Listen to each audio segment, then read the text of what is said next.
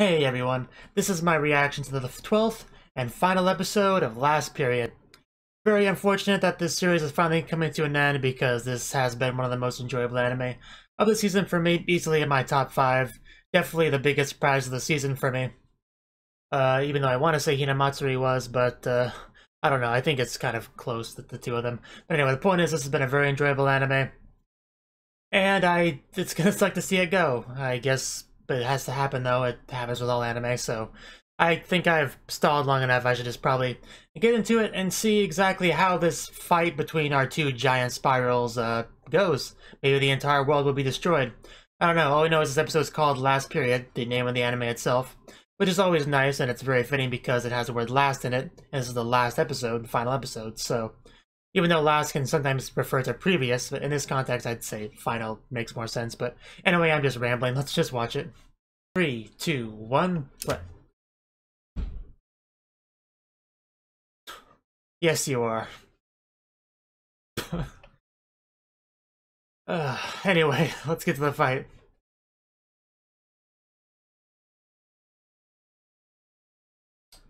That it is. What does he want?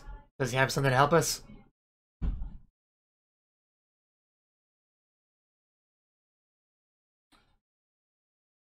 Huh. I didn't know that.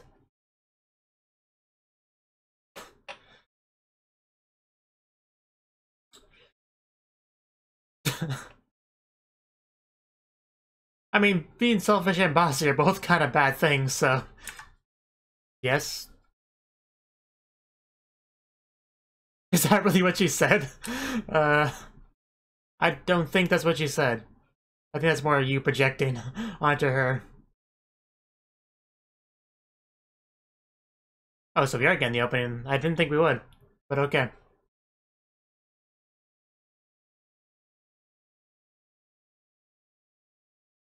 Do the Macarena.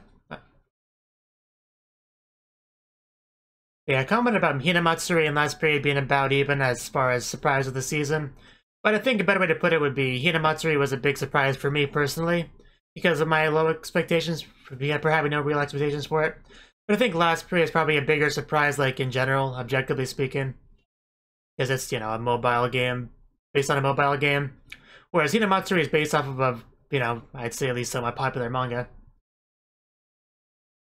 So yeah, I guess that's a better way to summarize the situation. But yes, bossy mayor, of course, is not a very good person either. I mean, I don't know. What do you think is worse, being selfish or being bossy?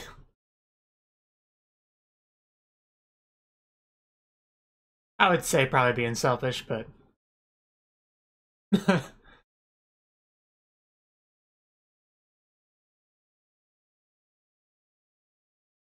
Vanquish the beast, Gajuru, and Haru. Good job. Good team effort. And Choco made an excellent cheerleader.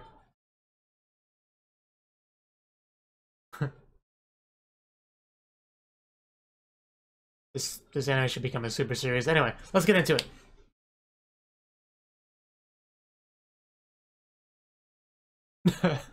Well, then stop talking and start fighting.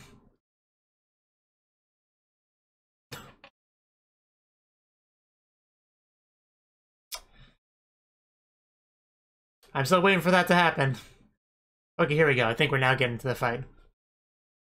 I would not want to be on the head of the monster, though, personally. I would want to, like, watch him about him from behind. Oh, that was none called for. That was someone's home.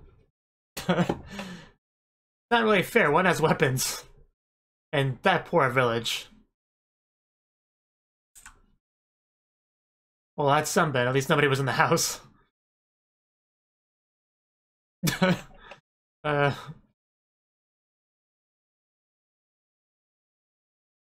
Oh.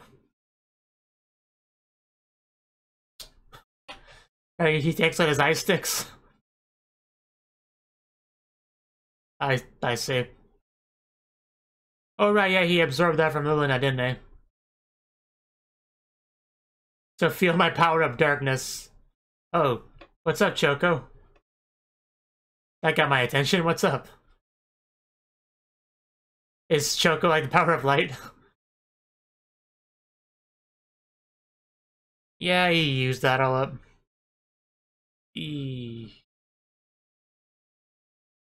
Apparently.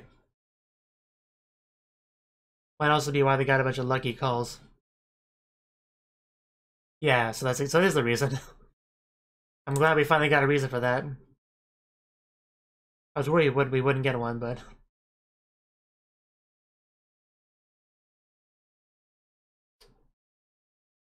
But she was absorbing the luck from other people. That was not a good time for Haru. Oh, it's a salt absorber, so it absorbs the salt for everybody else getting terrible calls. That's horrible.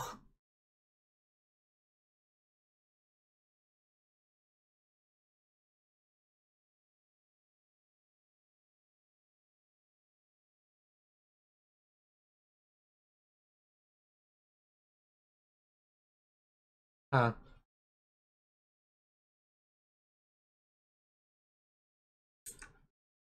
Well, things are looking pretty bad.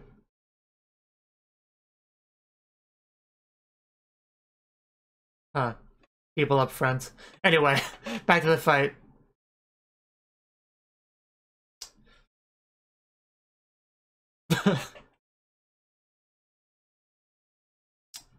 Well... I've heard Face getting better than the original anyway.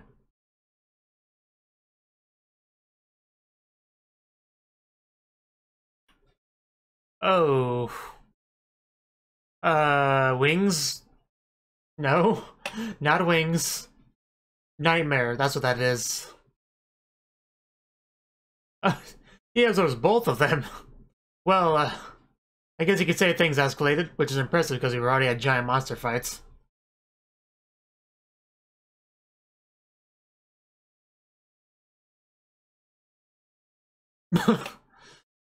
It did, Guru. That's not good.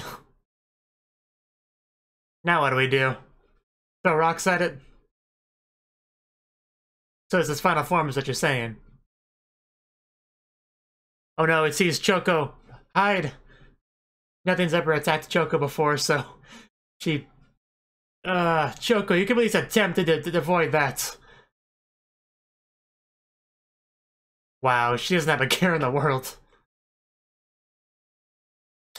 Well... Meme Girl's in trouble, we gotta save her.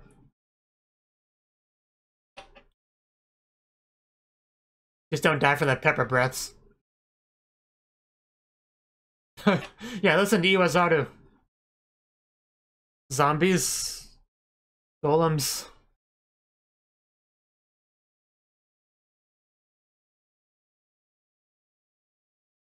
What? Gets one what? You don't get to eat cute girls? Oh, okay, now I get it. They're people with failed calls, I guess. That's sad. That's really that's sad.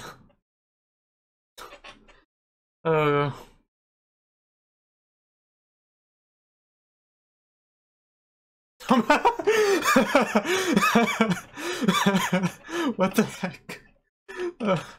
Oh god, I think you found the internet down there. Oh, that's what it is. It's evil. It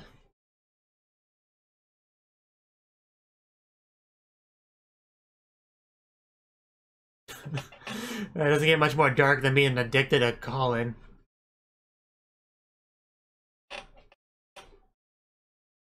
Yes, there are much brighter feelings. Trust me, there are. Damn thighs, oh my god, this... I can't get over that.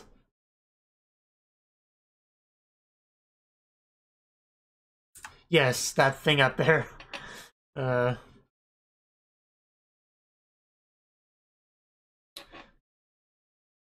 Who was that? Oh, of course, they've arrived. Man, she is cute. I love that outfit. Yeah, people that I totally know. I mean, I know they've shown up in the show before, but not very long. Yeah, not to be confused with Black Vanilla. But the gang's all here is what matters. Like, who are you? You remind us of someone. Don't worry, she'll put on a mask later on. Of course you like Haru. That's obvious. Iwachan, you're still my favorite wise man. The call girl sisters are together.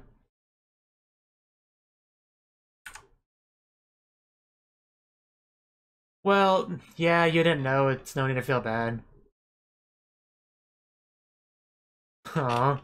At bats, that'll solve it. Yes, with great power comes great responsibility. With all those butthurt people on the ground. You definitely should do that.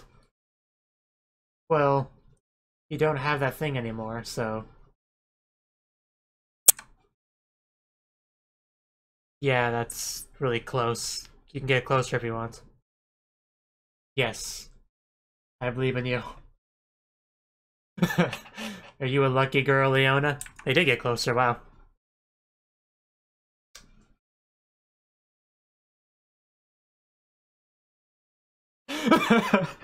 I was actually gonna finish your sentence and say that. I kind of regret not doing that.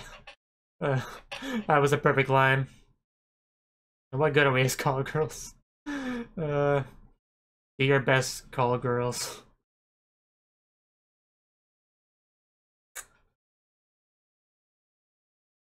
I love this show. Anyway. Because you're evil? Pretty good reason to oppose you. Never noticed before, but did she refer to herself as the third person? Okay.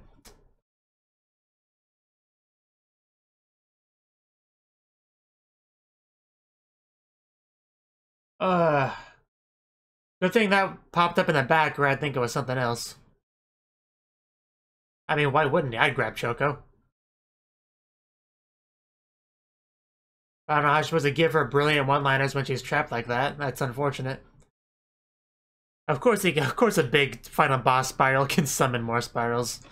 I should have known that. But now somebody has to deal with a cannon fodder while Haru runs for the main course.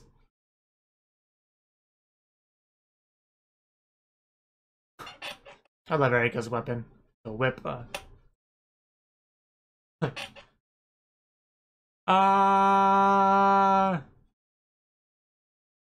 dropkick. Wait, that has nothing on the minigun, so you go, Iwachan. You gun them down with cold fury. Of course, your weapons are nice too. I doubt there'll be any end to them. Come on, Haru, just jump up with them or something. I mean, of course, we're gonna get some calls here to help out, I'm sure. Did you scare them off? There we go, there's the calls. Some familiar characters, too. She's so short. Yes. Some of the calls you've seen before. And our local call girls that work together. They're a sight for sore eyes. Especially Yona with that midriff. Anyway. Yes, you did. I appreciate that, Gilgamesh.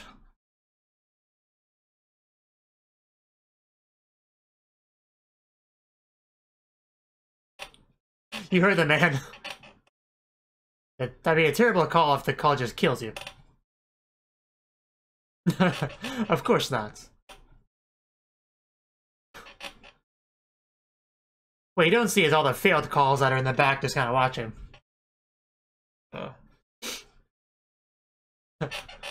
Oh. I doubt she's really in much of a hurry for you to come.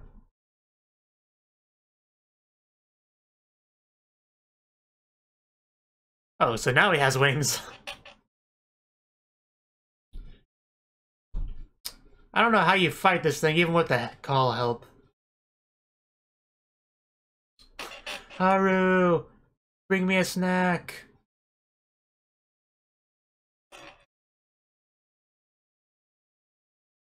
But this is a lighthearted comedy anime, so I know nothing really bad's gonna happen to Shoko, so...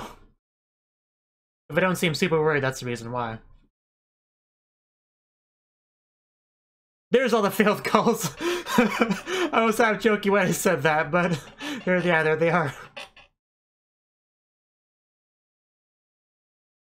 They have a use. They have a use. Nice attack. Even made an ice bridge path for him. And she calls her that one last time.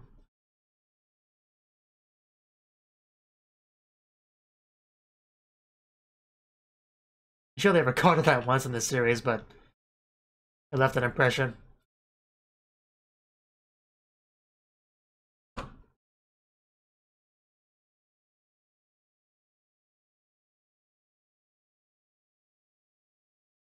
What was that promise again? Well, I guess as long as you remember it, that matters. What matters. Probably the most epic thing Haru's ever done in this show.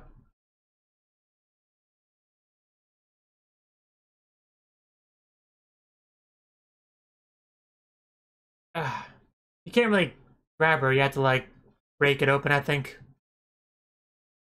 But don't fall, Haru. Oh. Good Miyu. I think that's what that thing was called. There you go. I didn't think you'd go right through. How cool, Haru. Didn't seem that troubled, though. I didn't think she'd give him the head pat, but...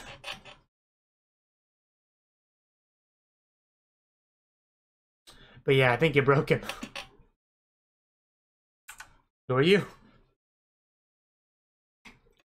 I think I might have seen that girl on the beach episode, I don't know.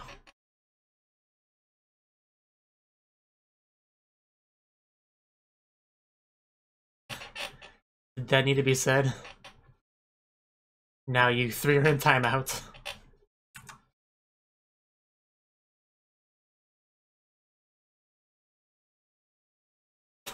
Wow, more than usual. And he just wants to fidget, of course.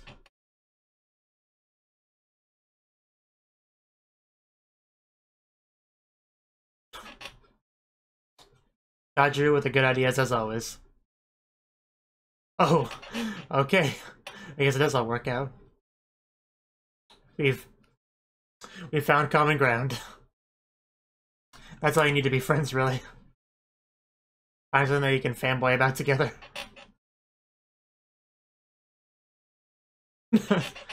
uh...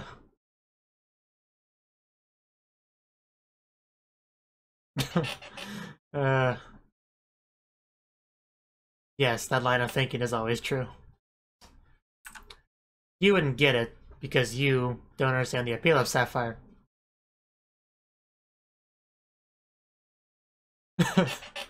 Oh, that is a nice page. Something good to bond over.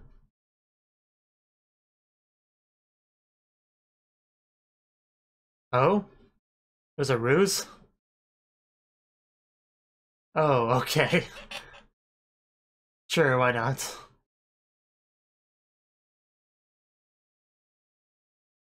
So basically, we were deceived into thinking she stole it. She didn't actually steal it.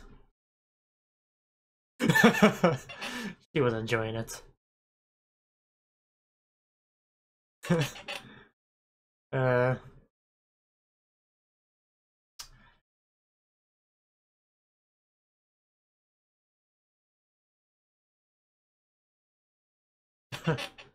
Yes.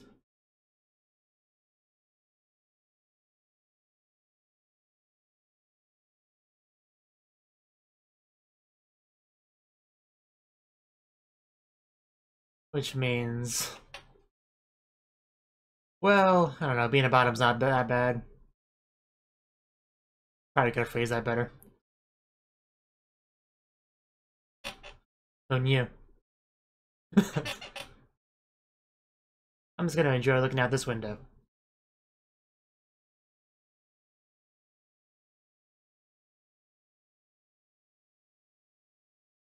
I think things make a little bit more sense if she never stole the money.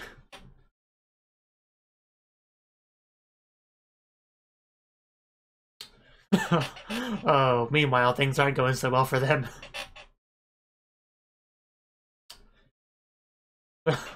Poor wise man.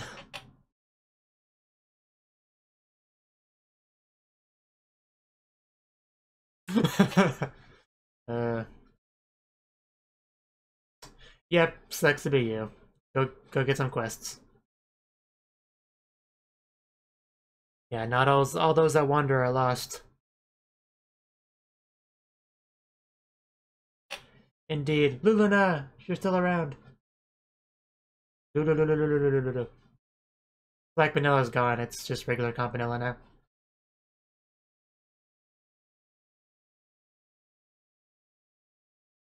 Well, that's nice of her. So you're gonna hang out with wise men, of course. Because you're basically a wise man yourself. I mean, you couldn't possibly say no when she asked you in that voice, so... Yeah, join, come on. You're more than welcome to. Seriously, you're not gonna say no to that. You'd have to be cold-blooded. It'd be a little bit less tough if she's around. You kinda need a call girl to make things fun.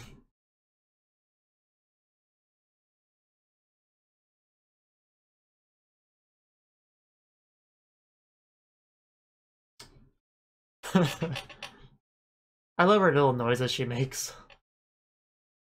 Candy! Is it candy? I actually don't know what it is, but I still want it. Well, thank you. How thoughtful. Oh, okay, I gotcha. Hopefully this one doesn't have evil powers. We can only hope, right? I actually like it. It looked better than the last one. It suits you better. Looks better. I want it. And I wonder where that tail thing comes out of. I mean, I can imagine. Io now watching from above, as a good sister would.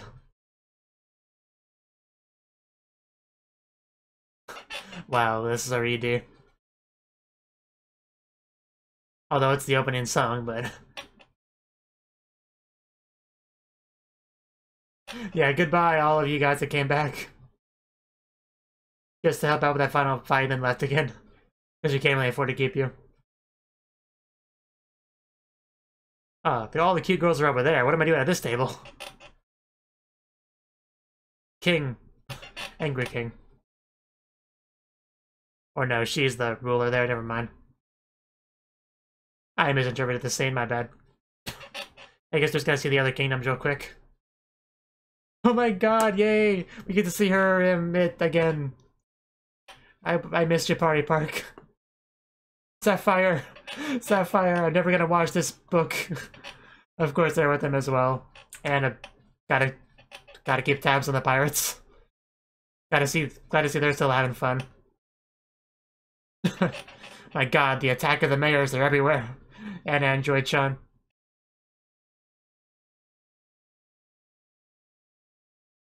But those aren't the only bizarre things in the show.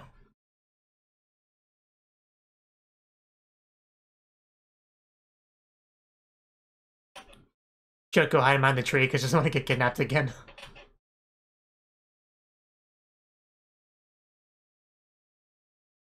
I'm hoping for a season 2 announcement before this is over. Like, it'd be best if Choco said it herself. It'd be like, huh, what are you talking about? What's a season 2?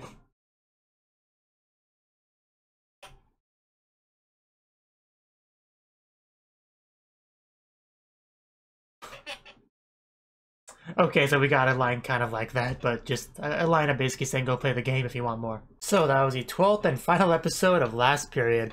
And I'd say this was a pretty good final episode. I have no real complaints about it, aside from the fact that a little bit sad I didn't get to see the Wise Man ED again this time. We had something else, but aside from that, yeah, it was a really good final episode.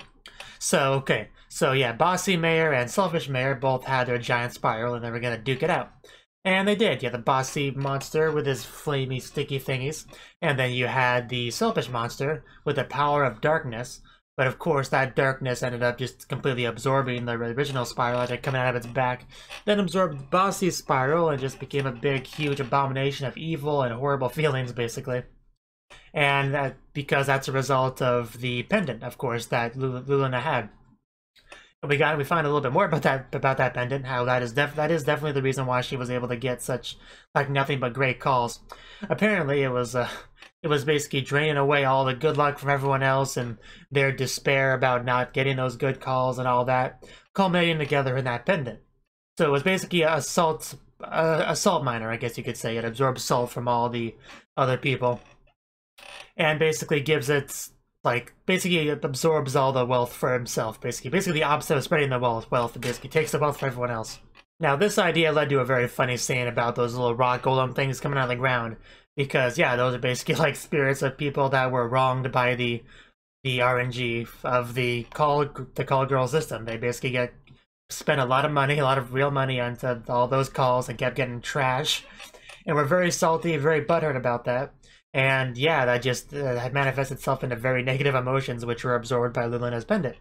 Of course, the funny thing about that was just all the various lines you got. Like, oh my god, did they nerf this without announcing it?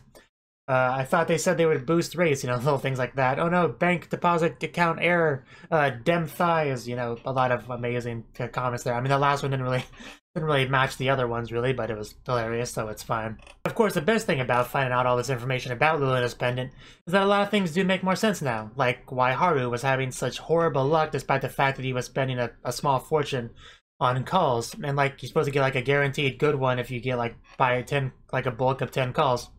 So the fact that he was failing despite doing all those with Iona, you know, it makes sense. It's not just some, you know, one-off gag or anything like, oh god, Haru, he's so unlucky, right guys? No, it actually had plot relevance to it, so I really like that. And yeah, that's when Haru was like, Haru probably contributed a lot of negativity to that pendant, let's be honest, probably about 30%. Oh, and I guess Lulina was sent to Campanella to help to like investigate the mysteries of her pendant. I think she also commented on that. We got a lot of information between a conversation between the two of them in the carriage on their way to where the plot was. Although we did have Lulina and Iona, call girl sisters, basically make some calls together, and they actually got some pretty good ones. And they obviously helped out with the fight, trying to rescue Choco, who did get kidnapped. You know, poor meme girl, she needs to be helped. And when they did that, I kind of joked like, hey, they probably did like 100 calls off camera, but most of them were failures, and they probably just left, go somewhere else. And then you had the weaker ones show up to help. Now, I don't think those were ones that were called, like, today. I think those were just the ones that were called before and went off to do their own thing. I mean, it could be a combination of the both of them, really, but all we know is that they left at the end on the train. But yeah, they helped out, and in the end, we were able to save Choco, defeat the Spiral, and everything worked out. You had everyone helping out, the Wise Man, some other characters that have had almost no screen time in the show helped out as well. Erika helped out, you know, Campanella, everyone was there doing their best, and it really was a team effort. Of course, things in the end did manage to be resolved between the three mayors because we ended up getting some common ground on that. We're all Sapphire fanboys, along with Gajuru, so they could all, you know, they could bond over that, because really all you need to, the easiest way to become friends with anyone is to have common ground, have something that you all like, or something that you all hate. That technically work as well, but that's a little bit less healthy. So if you can find something you all like, whether it be a particular anime, a particular waifu, a particular video game, you know, whatever. As long as you don't, you know, get angry over the slight differences in your preference, like you can, like two people can like the same video game but have a different favorite character in it. So as long as you don't like easily fight over things like that, you can really become friends quickly over just one common, you know, one common trait you have, that common interest. Like a lot of communities online are basically based off of that, just one similarity between people. Like this is an anime Discord server where everyone there's an anime fan. They're obviously very different fans. Some like slice of life stuff, some like ecchi stuff, some like too deep for me stuff. You know, some like serious, realistic drama. You know, everyone has their own preferences, but usually you just have that one thing in common. Like all anime enthusiasts, that's usually enough to be able to, you know, to have fun together and to, you know. Anyway, I'm talking about this too much. Time to move on to the next thing. We did get a reveal about this whole money stealing thing. It was not some Campanella betraying them thing. It was a trial from the headquarters, pretty much to train Erika and our three periods there, when Campanella was in on it the whole time. So I guess that's also why she hired the Wise Man to challenge them, I guess.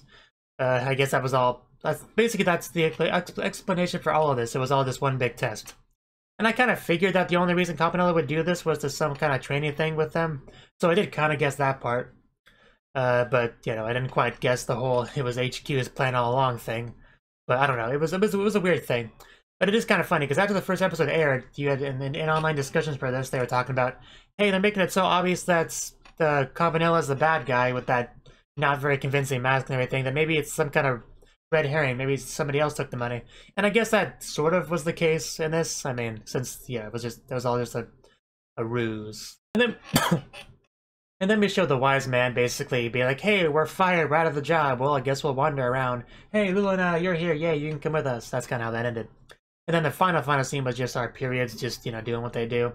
And I kind of joked that it would be nice if Choco said some kind of line like, hey, guys, just see us next time in Season 2. She didn't do that. However, I was half right, because she basically said, hey, guys, if you want to follow the rest of the story, you should totally play the last period game. Unfortunately, as a Western person, a non-Japanese speaker, I can't really play the Japanese last period game. I mean, I installed it, I tried playing it, but, you know, I can't really get too far without being able to read it. I mean, I know a little bit of Japanese, I have studied it before, but not enough to actually, you know, do anything meaningful with it. So maybe it'll be localized at some point, but I highly doubt it. It's just one of those downsides of being a Westerner consuming Japanese media, is that sometimes that is the case. A lot of anime stuff are glorified advertisements for the source material, like the light novels, which a lot of the time aren't translated, so it just kind of sucked, but it's how it goes. So, my thoughts on the anime as a whole. So, last period, obviously I've said many times I think this is a colossally underrated anime.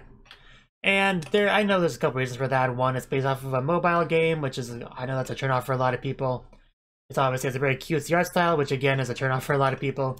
And the first episode really wasn't that great. I mean, because I have fairly low standards when it comes to anime that are like in genres that I like, I usually don't have that high standards. As long as there's at least one or two things about it that I like that I can kind of latch on to, that's all I really need to continue watching something. And I did enjoy the first episode enough to continue with it, but it wouldn't be something I would put in my top 5, probably not even my top 10. But it was enough for me to continue with it, and luckily I did, because episode 2 was when we started to really kind of see what this series was really trying to be. Because episode 2 was a hot spring episode, and this is when we started to really get to see Choco making a lot of a meta, fourth wall breaking type humor jokes, you know, about hot spring episodes and like lazy writing with the whole pun and mayor dialogue, you know, stuff like that. Episode 2 is where I first started to get into that, and this show is actually a good reason why the 3-episode rule exists, because yeah, usually 3 episodes is kind of the bare minimum you need to really understand whether an anime is for you or not. Sometimes it's not. That's not enough, but it's enough often enough where it's a good rule to follow. And of course, Wise Men. Wise Men were very fun villains. Like they definitely came across as villains you'd find in like a kids cartoon or something. You know, Team Rocket from Pokemon and kind of that thing. But they were very endearing, very charming. I really enjoyed watching them. They were one of my favorite aspects of the show. I love them.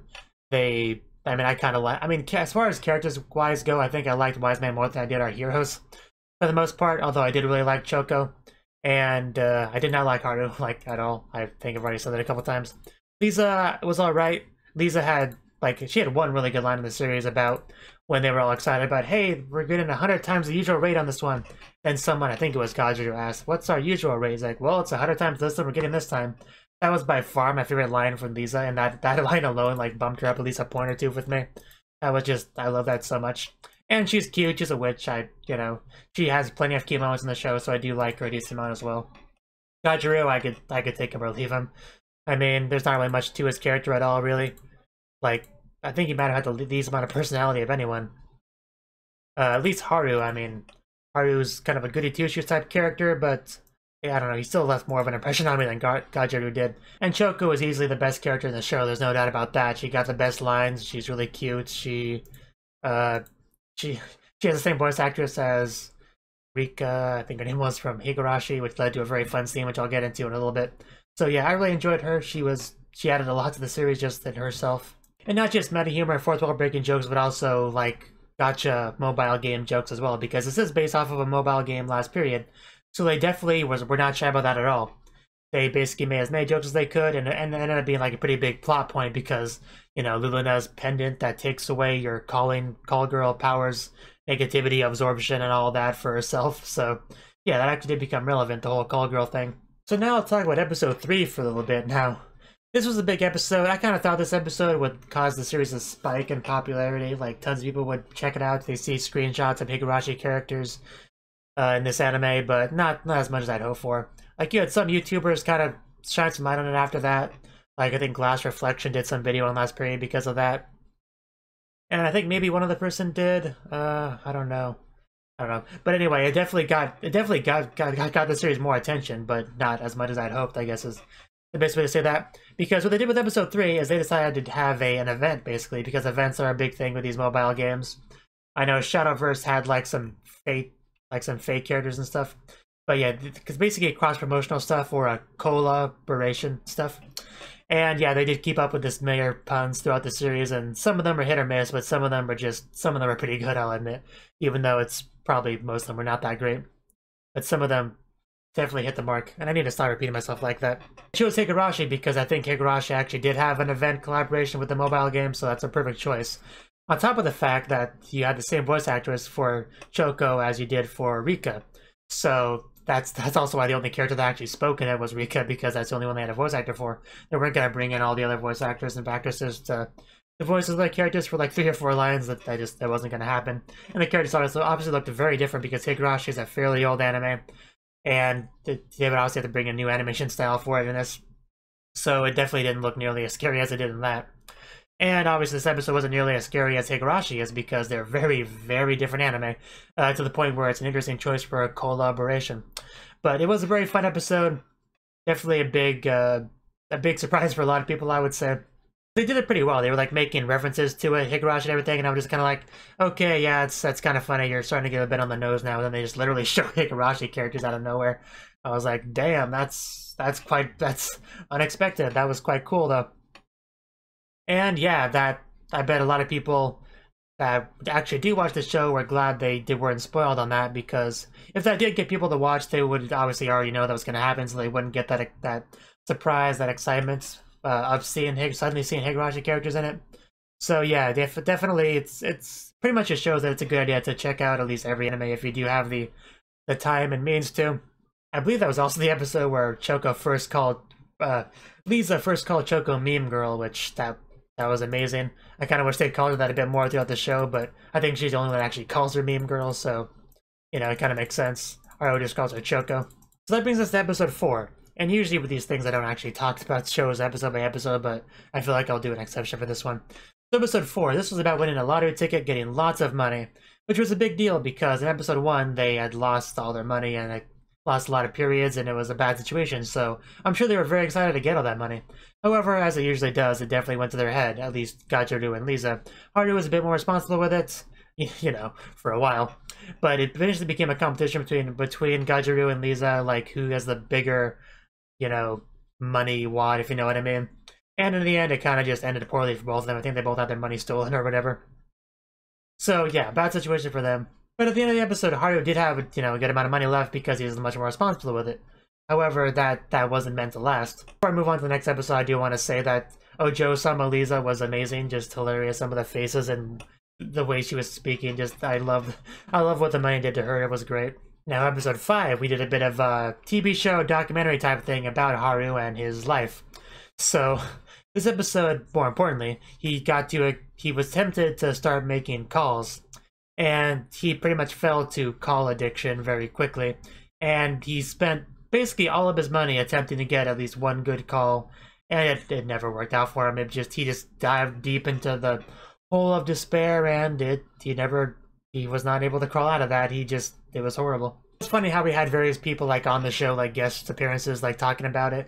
And they also, like, you know, as reality TV usually does, they kind of, you know, try to set things up themselves, like bringing people there to, you know, bring a bit of excitement to it. Like Haru was like, "Oh my god, you're here, cool," you know, that sort of thing. I don't remember their names or anything, but basically, yeah, people would show up that Haru knew, and that would lead to interesting conversations. So they were kind of, you know, guiding it in that way. It was quite hard to watch Haru just standing there failing after failing after failing to get a good call, and then Wiseman just over there laughing just hysterically. It was a very sad day for Haru. But he learned a lesson that day. I probably wasn't worth the price he paid, but at least he can take that away. Just never make microtransactions. It will ruin your life, confirmed. But he did have all those failed calls, and they couldn't really take care of them, so he just kind of sent them off to do their own thing. But this situation is what really drove home the point that something is wrong with this calling system, because they were kind of teasing that for a while because the periods were always getting bad calls when Lulala was getting good ones. And that itself is, a funny enough running joke, like, hey, why do the bad guys always get the good stuff, But they actually did expand on that throughout the series until to the point where that's actually an actual plot point. It's not just some one-off gag thing. Where the villains just have good luck. No, there was an actual reason for that. But this episode is what made it really obvious that was the case. Basically saying, no, something is wrong. We don't know what it is just yet, but we know that something, for a fact, is wrong with the system. And we'll probably get into it at some point. That's kind of when I became confident in that. Now, episode 6. Now, this episode, Campanella wanted to go to an amusement park or something in the Witch's Kingdom. And Witch's Realm, whatever they called it. And she wanted to go with some people. She initially asked the periods. They weren't up for it for whatever reason. Then she asked the wise men.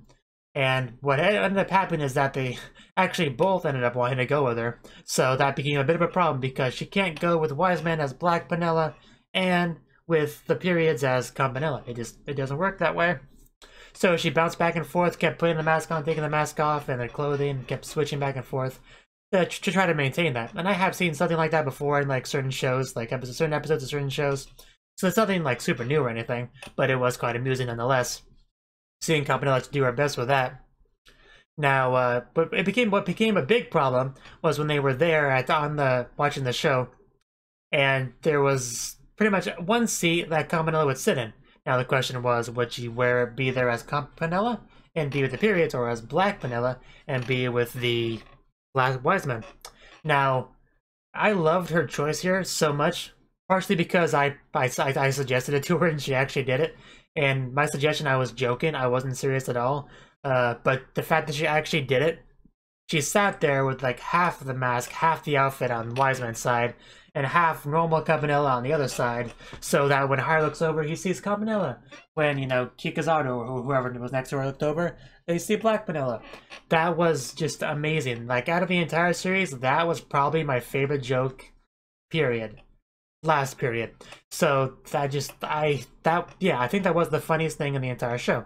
I love that so much. And the face she made, and the facial expression, her smile that she had during that segment just sold it. The way they handled the whole reveal of it, and I loved it. That was so good. Although one more thing I want to comment about that is that I liked how Kikazaru was clearly happy to sit next to Haru. That was really cute. And then Lisa was like, no, bad, you go over. I don't know, I'm a little jealous there of Lisa. That was actually really cute when she physically moves Kikazaru away, and then Choco calls her out on the jealousy.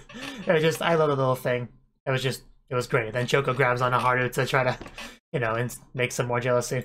Of course, one of the best things about the episode as well is the fact that they are at an hour performance of the 10 jewels, whatever they were called.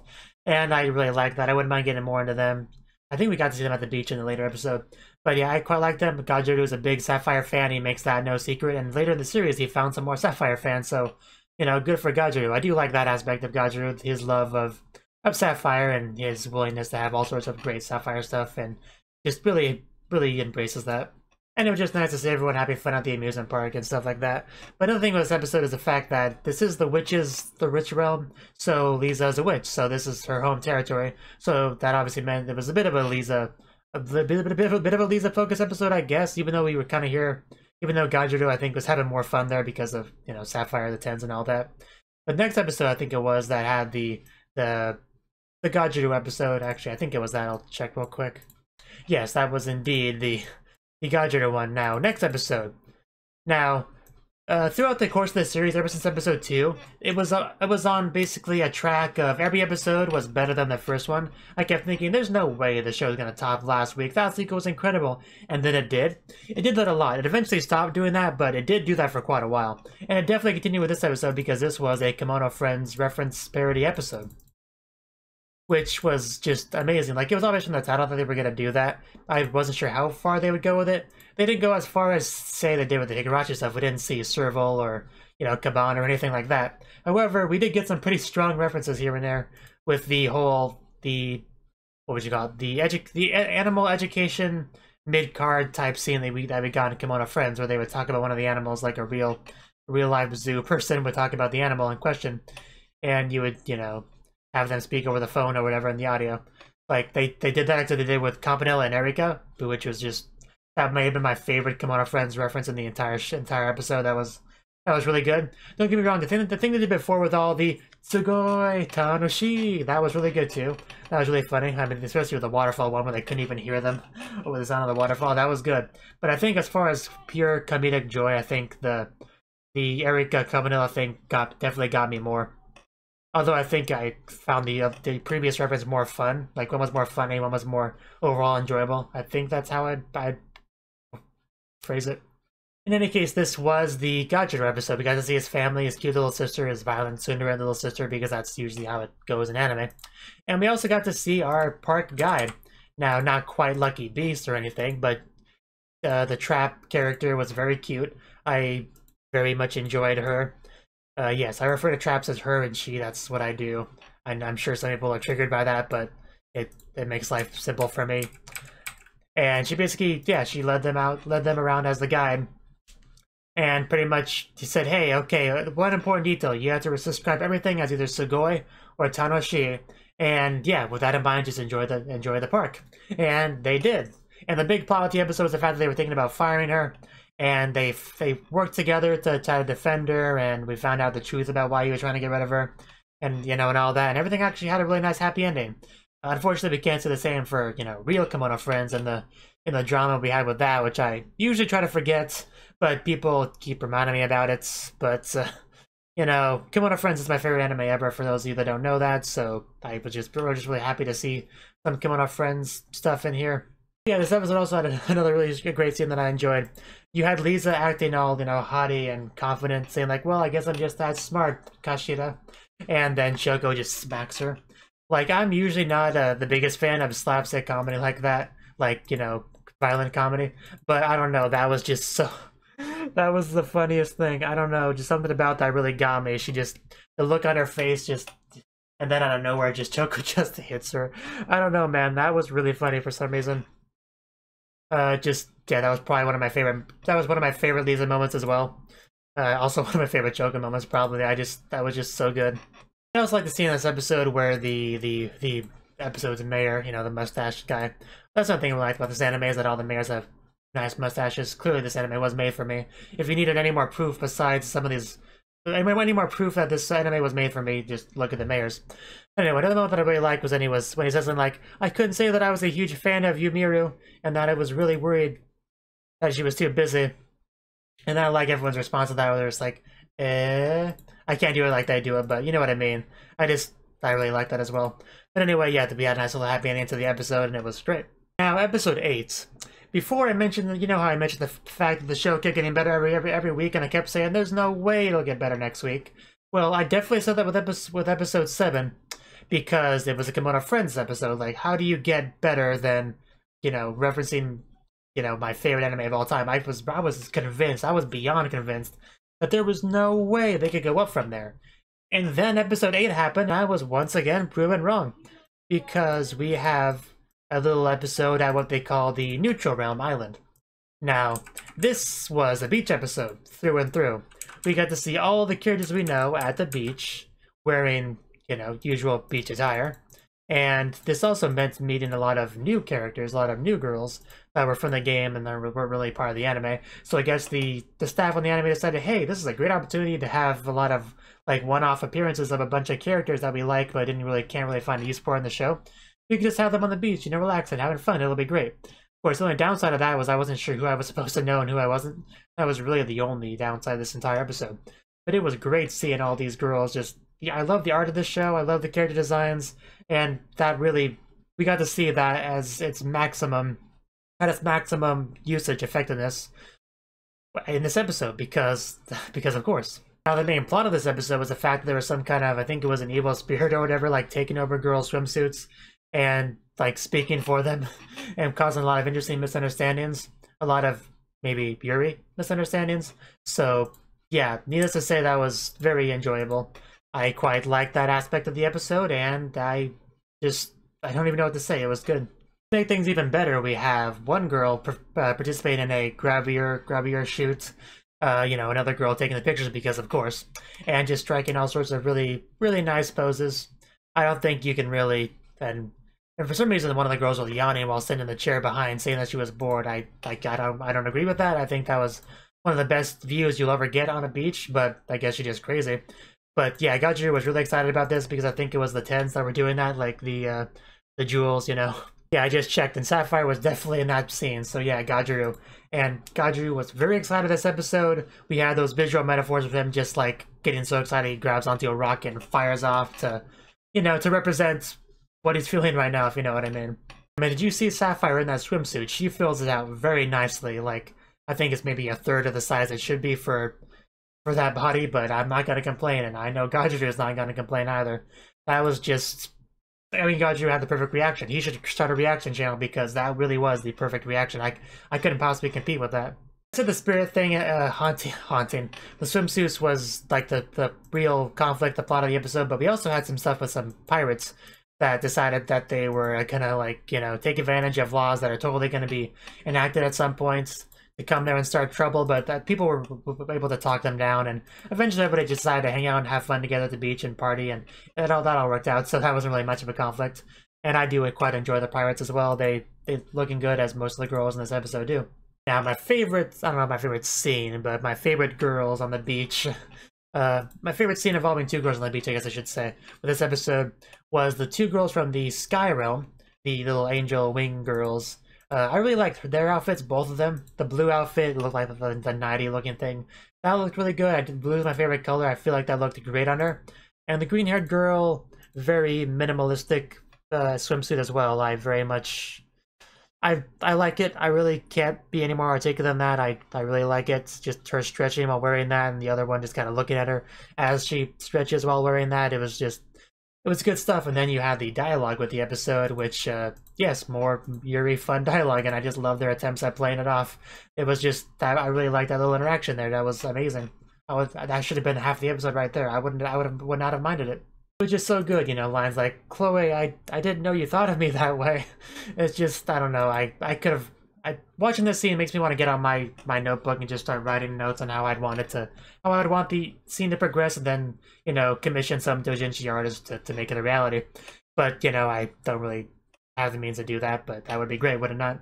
I was rewatching the scene now, and it's just so good. Like, girls are so soft. Oh, I mean our wings, you know? Totally our wings. Just, I don't know, man, I love that interaction. That is by far my favorite two-person interaction in this entire episode. It was so good.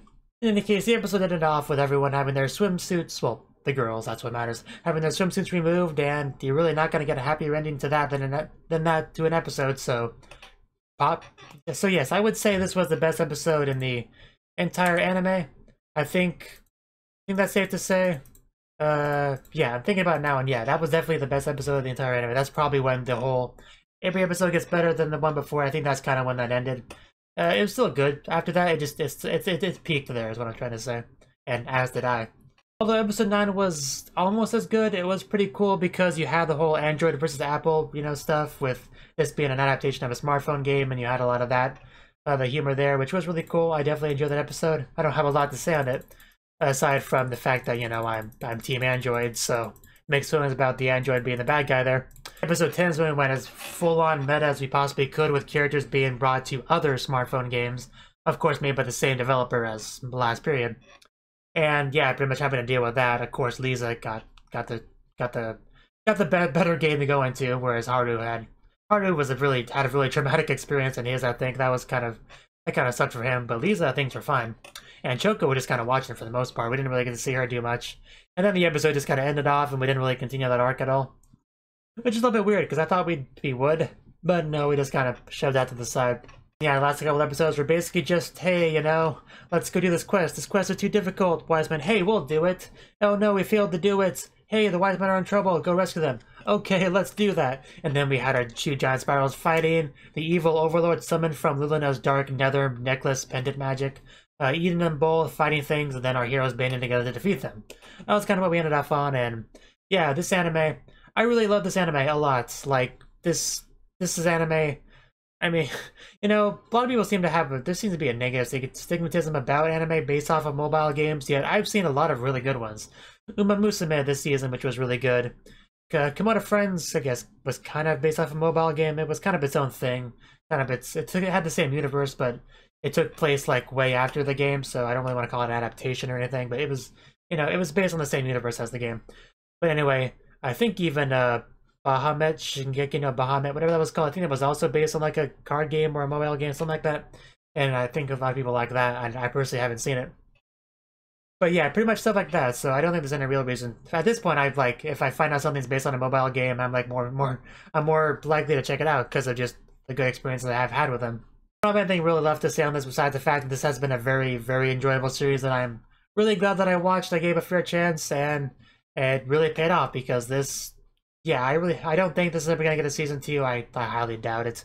It was obviously meant to advertise the game. They straight up said, play the game at the end if you want any more of it. Which is how a lot of light novel anime finish. It's basically a subtle way of saying, hey, if you want to know how the story finishes, go buy the light novel. They don't actually say that, but that's the implication. At least Last Period was honest enough to say that's the case. Okay, there's going to be no more of this anime.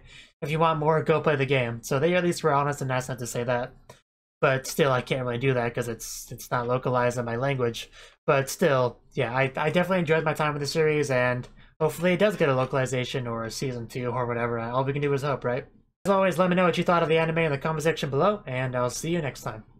Thank you for watching, and thank you Cnouki, the Dragon of Oshu, as well as everyone else, for doing what you can to support the channel. It means a lot to me, and I hope we can continue to grow the channel together. If you want to do more to support the channel, then you can become a patron on my Patreon and get cool rewards like early access to certain videos. Have a good one.